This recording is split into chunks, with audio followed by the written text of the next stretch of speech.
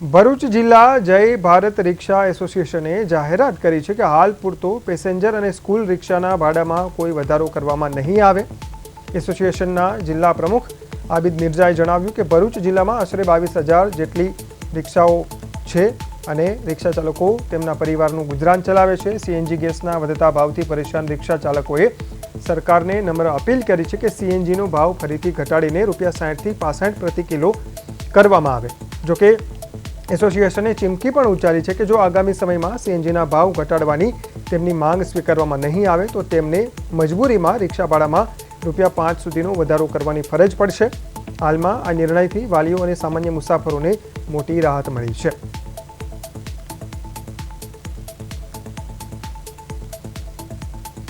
માંગ કરી છે કે 60-65 રૂપિયા જે ગેસનો ભાવ હતો એ ભાવ કરીને આપે અને આગળ જઈને વધારે સીએનજી ઉપર બોજ પડશે તો અમે ભાડો વધારશું। ત્યાં સુધી અમે વાળો કોઈ જાતનું ભરૂચ જિલ્લામાં ચાહે સ્કૂલ વર્તી હોય ચાહે આમ જનતા જે અપડાઉન કરતી હોય એના ઉપર બોધરેશન નાખવા નથી માંગતા।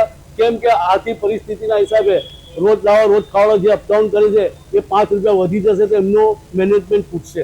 એટલે અમે સરકારથી માંગ કરીએ છીએ અમારા 60-65 રૂપિયા જે ગેસ છે